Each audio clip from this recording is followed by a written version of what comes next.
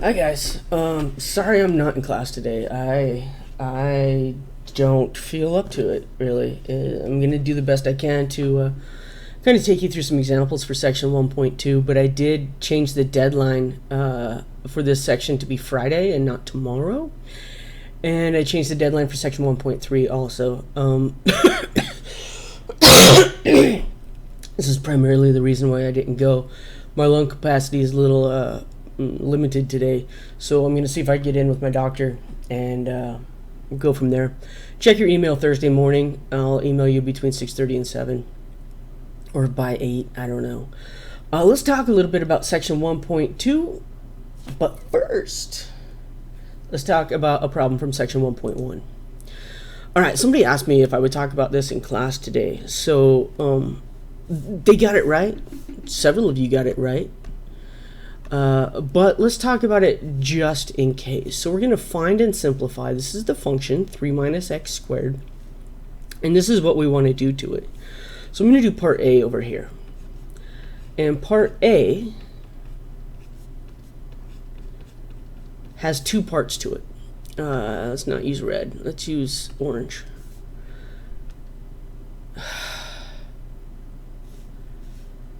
I hate this sometimes. Okay, we got this. We got this. Orange.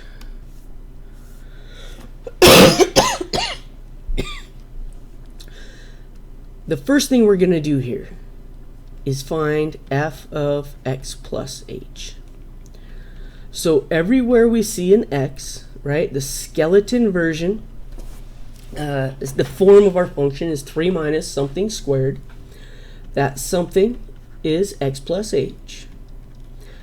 So I am going to make sure I multiply x plus h by itself. Right? That's what squared means. I don't want to take any shortcuts and just square these, because that's not what happens. I'm going to do a little scratch paper up here. X plus h times x plus h equals x squared plus xh plus another xh plus h squared when we FOIL, right? We distribute. And this gives us x squared plus 2xh plus h squared. So I'm going to put that in here. This is 3 minus, but since I'm subtracting, I want to subtract all of it. X squared plus 2xh plus h squared. And finally, I'm going to distribute this 3. No, I'm not. The 3 doesn't get distributed, just the negative. I swear it's only my lungs that are bad. Not my head. Not my thinking. 3 minus x squared minus 2xh minus h squared, because that minus gets distributed to everything. Alright, so that's just step 1. Step 1 in order to do step 2. And step 2 comes right here at this subtraction. So step 2 says I'm going to take, I should have put this back, f of x plus h, and then I'm going to subtract f of x. And I'm going to do it using these colors too, so we can kind of see it stand out a little bit. F of x plus h is 3 minus x squared minus 2xh minus h squared. And then I'm going to subtract, and since I'm subtracting something, I want to subtract all of it, so I'll put up the parentheses so that I remember to distribute this negative as well. This is 3 minus x squared. I should put some equals down here. Minus 2xh minus h squared, and then minus 3x. Nope, just minus 3. I swear my brain is good. Plus x squared. Okay, but check this out. Now I'll bring back some red. Red is so hideous. Let's go with purple. See this 3 and this negative 3? They cancel each other out. And you see this negative x squared and this positive x squared? They're also going to cancel each other out. So what we have left for f of x plus h minus f of x is just minus x squared minus 2xh minus h squared. And that's it. That's not it, because that minus x squared was canceled out. And I just told you that, but I didn't actually cross it out, so that made it worse in my head. Okay, there we go. Minus 2xh minus h squared, and that's it. Minus 2xh minus h squared. Now, when you get to this step, remember everything should have an h in it, and that's how I knew that x squared wasn't right. When I wrote the minus x squared, I'm like, wait a minute. It didn't have an h in it, and so that was my issue. So now on problem B,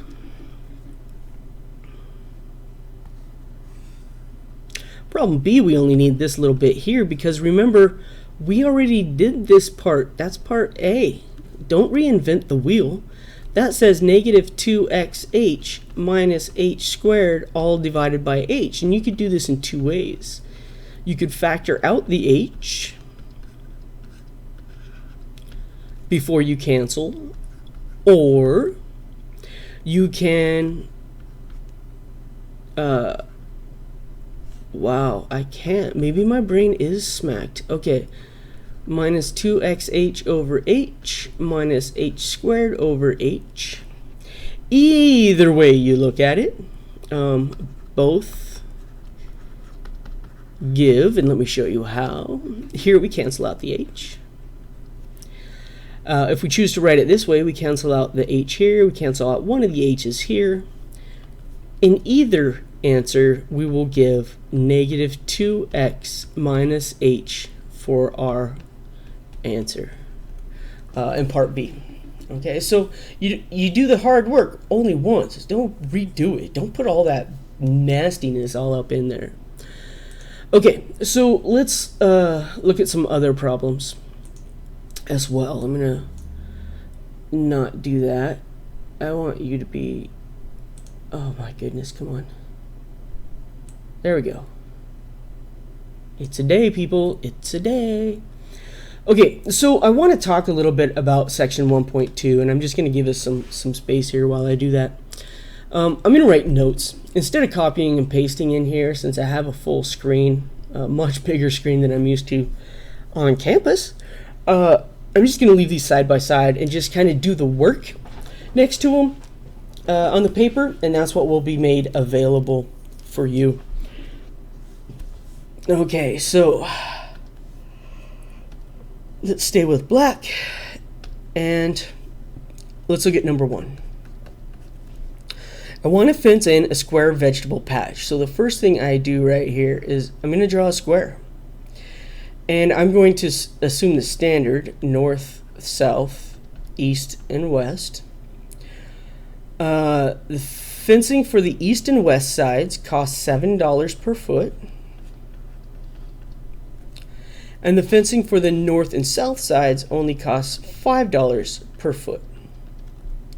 Find the total cost of the fencing as a function of the length of a side X.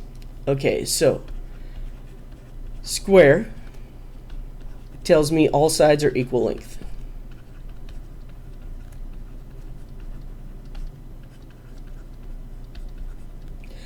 And length of a side X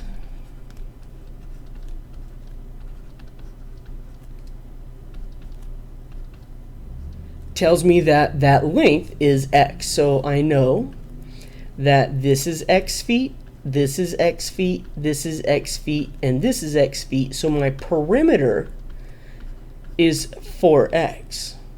Okay, but we want total cost.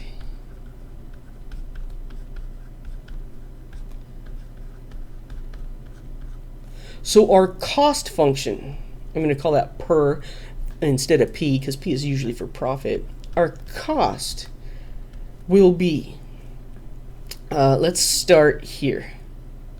As we go around, we'll have $7 for every foot of X on the east, plus $5 for every foot on the south, $7 for every foot on the west, and another $5 for every foot on the north. This leads us to our cost function being 7 and 7 makes 14, 5 and 5 makes 10, 14 and 10 makes 24x. All right, so don't overthink a problem of this type. It takes a little bit of knowledge, right? A square means all sides are equal length, and reading length of a side x to kind of deduce what's going on. But notice I kind of went through that problem 3 times. I read through it and drew. I read through it and labeled, right? So I drew and I labeled. And then I went back and I looked at the wording. Okay, how does the wording clue me in on what to do here? And then I went with what I knew, but that's not what we wanted. But it helped me to figure out what it was that I wanted to do for that particular problem. Number 2, I believe I spent a lot of time in the lecture video talking about this type of problem, but I wanted to show it to you here as well. I don't talk much about the graph. So the cost of renting tuxes for the Choral Society's formal is, for me, it's 23 down plus, so I'm going to literally put a plus sign, $82 per tux. See how this one changes? Because this one changes, this one's going to be what we call a variable cost, because it varies based on the number of tuxes. How a tuxedo, right? Tux. The $23 down, that's just, you got to pay that 23 once and you're done. This is a fixed cost. So I know this is fixed, it is not changing, and I know that this is variable because it depends on the number of tuxedos. And we're going to call those tuxes. All right, so variable cost. Express the cost function C as the function of X, the number of tuxedos rented. So this tells me I'm going to have 82 X plus 23. So don't overthink it. All right, definitely don't overthink it. So we're gonna use our function to answer the following questions. And let me write this function down here. The cost function is $82 multiplied by the number of tuxes plus $23 just down payment, and that's the way it is. So when I'm looking at part A, cost of 2 tuxes, all we're going to do is we're going to put in a 2 for the X. $82 for each of 2 tuxes plus the $23. Let's bring a calculator to this game here. So this is a calculus problem up there. 82 times 2 plus 23. Notice it looks exactly like it does on my paper. And that is 187. What's the output? The output is the cost. So it's $187. But part B asks something different. Cost of the second tux. All right, so how much does the second person have to pay, actually? All right, this is different. Cost of 2 tuxes versus the cost of the second tux. Each tux is $82. That's it. It doesn't matter if it's the second, the 15th, the 4,098th tux. The cost of each one is $82. Each one.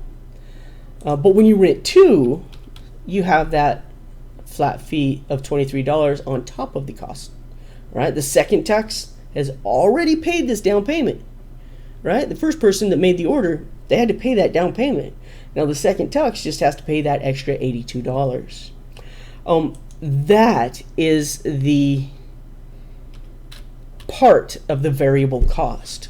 All right? The actual 82 is called marginal.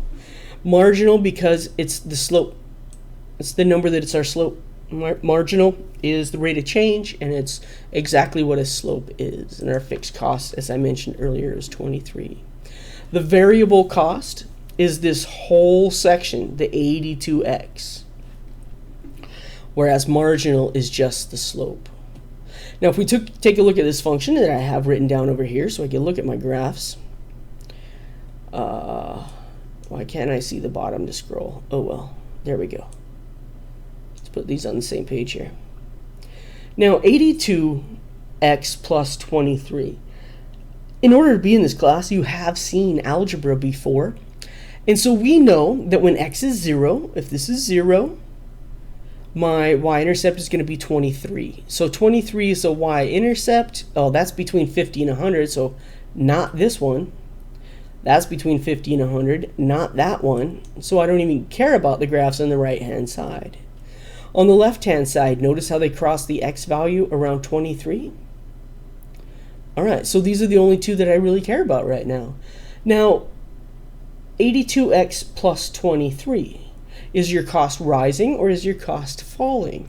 If you're renting more and more tuxes and it costs less, that's not good for the business owner, right? It's going to be a rising cost.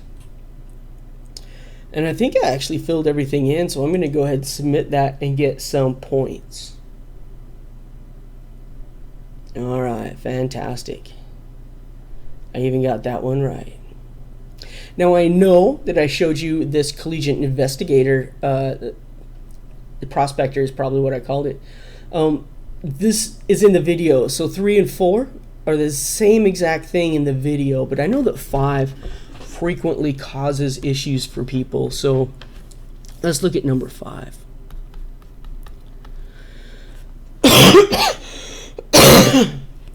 The hourly cost of a plane which seats up to 405 passengers is estimated to be $5,313. Wow. Okay. If that doesn't really tell me anything, it hasn't helped me at all other than gives me 2 numbers. Will drawing a plane be helpful?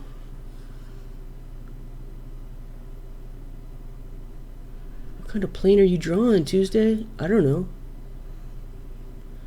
No, it's not helpful at all. Oh, I gotta have a cockpit though if you're gonna have an airplane. At least have these people looking out. I don't care if anybody else looks out, but these people. All right.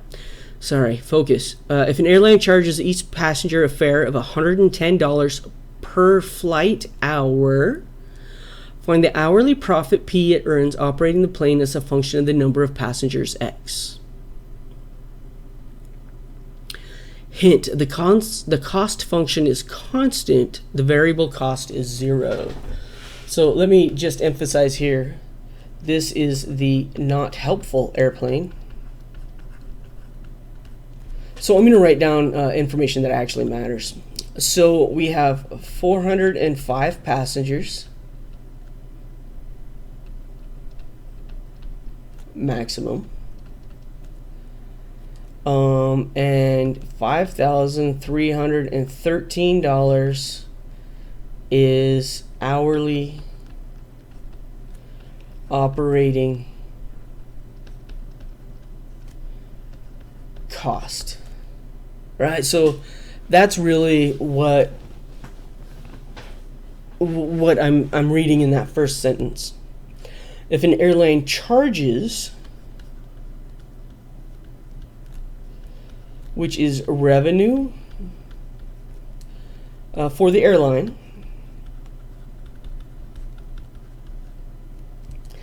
$110 per hour.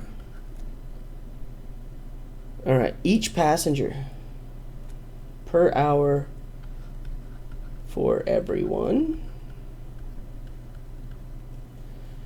Find the hourly profit P it earns operating the plane as a function of the number of passengers X. And so number of passengers equals X. So, and this is kind of the thought process that I go through as I'm reading any word problem. And yes, they are all word problems because word problems make the world go round. So, okay, a couple of things I notice. Let's make them be orange. I have an hourly cost. I have an hourly revenue. So I'm looking at everything in hours. We're going to take hours as matching units. Everything's cool. We're not talking about in days for one and hours for the other, so we don't have to convert anything there. The number of passengers is X.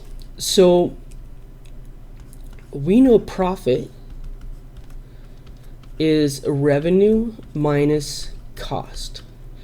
And in this case, the revenue, they're making $110 each hour, multiplied by the number of passengers, but they are losing $5,313 every hour. And what this tells us is 0 is less than or equal to X is less than or equal to 405. So we can't put like 700 people on this plane, right? This is not an airlift out of regions people no longer want to be in. There is a maximum capacity for commercial airlines, but that's it. Right? Your cost doesn't always have to be some kind of crazy formula. Your revenue is generally how much does it cost per item, in this case per person, per hour. And that's it. My profit is 110x minus 5313. And yours will be different depending on your particular values. Specify the domain. Enter your answer using interval notation. This is called inequality notation. And so if I want interval notation, we can go from 0 to 405 for our domain. So our domain using interval notation, we can include 0. I don't know why we would operate a plane with 0 passengers, but it happens. Sometimes you need to get a plane to a different airport. What is the least number of passengers the plane must carry to make a profit? Round your answer up to the nearest whole number. All right, so to make a profit, I want my profit to be positive. So let's set profit equal to 0.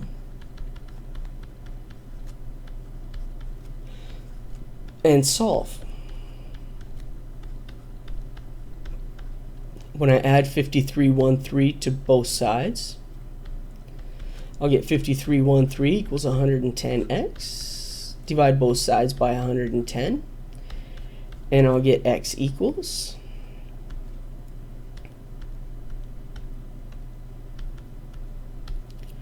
48.3. Now let's think about what that means. 48 1/3 passengers are going to make profit 0. So what this is saying up, right? Round your answer up. That's to make the profit 0. If I want the profit to be a positive number, then I'll use 49. Once I put 49 in here, we'll find that, turn the calculator back on here, 110 times 49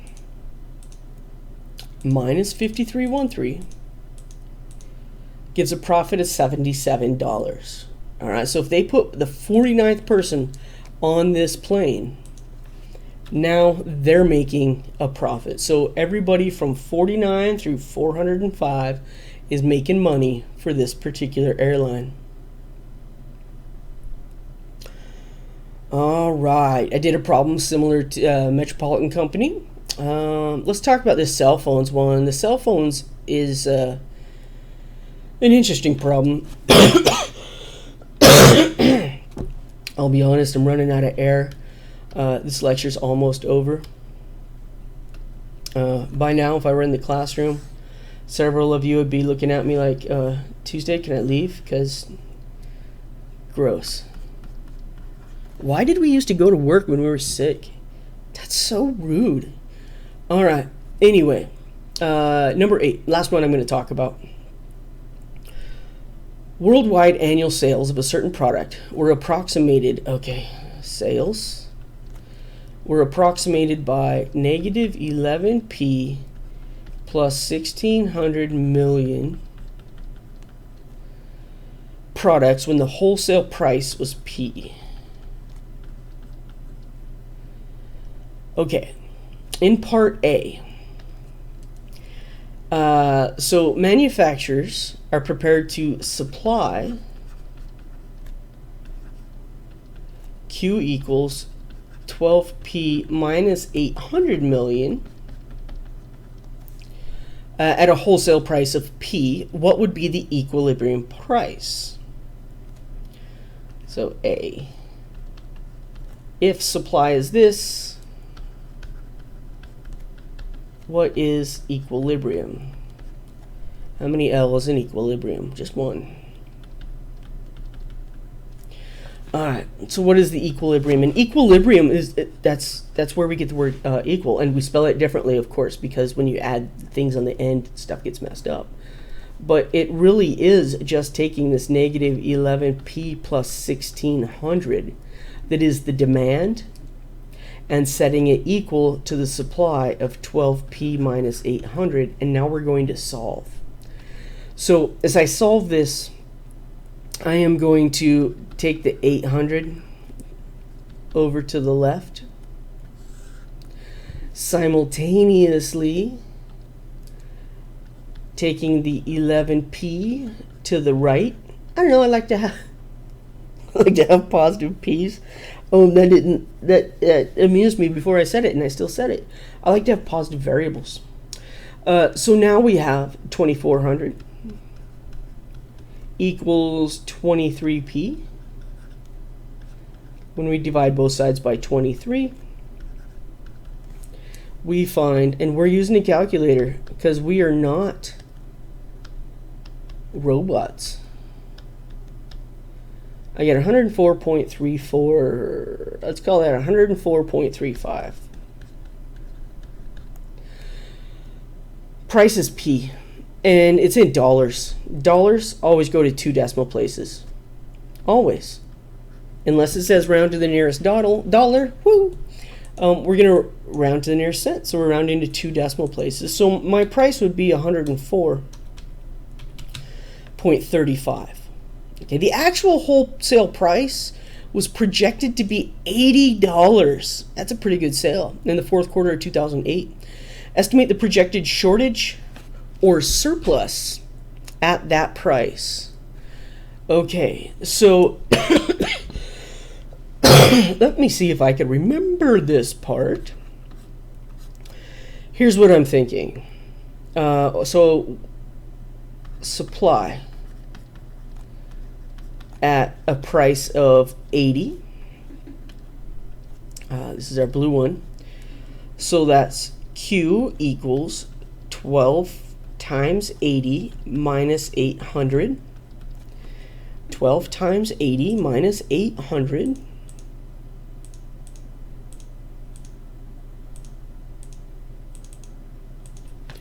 And we get 160 million phones supplied.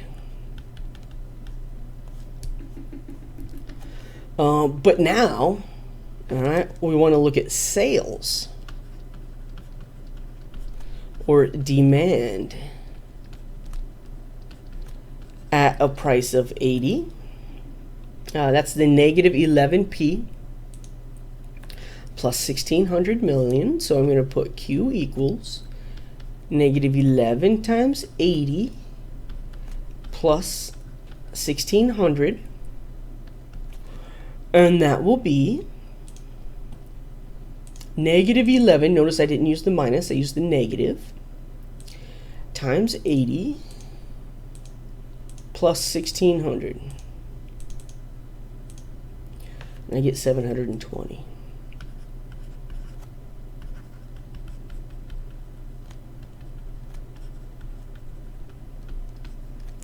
Now, the price was too low. At $80 a phone, right? The company that's making them isn't getting a lot of profit. But 720 million people want these phones because $80, even in 2008, it's a pretty good price for a cell phone. Isn't it weird? We used to talk about phones in hundreds of dollars, and now they're thousands. I really don't like iPhones. I'm just saying. I just got an alarm. It's time for me to go to your class. Sorry, I'm not going to be there. What we're going to do now is there is an estimated, let me see, the demand is higher than the supply. How much higher? 720 minus 160 tells me that's a 5. I'm going to write this down. I swear. 720. Come on, please.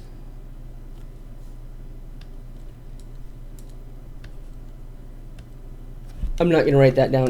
I'm going to hit save real quick. 720 minus 160 is 560. This is how we answer this. Now, there's more wanted than are supplied, so that tells me there's a shortage of the difference between these two. Notice the million is already there in units, so I don't have to put it again. And that's how we do that one. Now, 12 is going to be a little challenging, and you might have some questions for me on Thursday. And that's fine. I am looking forward to hopefully being able to be there and answer those questions in person. I am going to try to get in the doctor today, make sure this is just asthma / bronchitis / sinus infection. But with the headache and breathing difficulties I'm having, I don't know what Thursday is going to hold. I'm just going to be honest with you. I am not going to put myself or you at risk. If I get antibiotics in time and I'm able to make it to class, I'll be there Thursday. If not, I'll do another one of these. But I might do it if I'm feeling better, but I'm still sick. Man, I don't know. Check your email Thursday before class. I'm sorry I wasn't there today. I'm sorry this is rambling. I'm going to end it.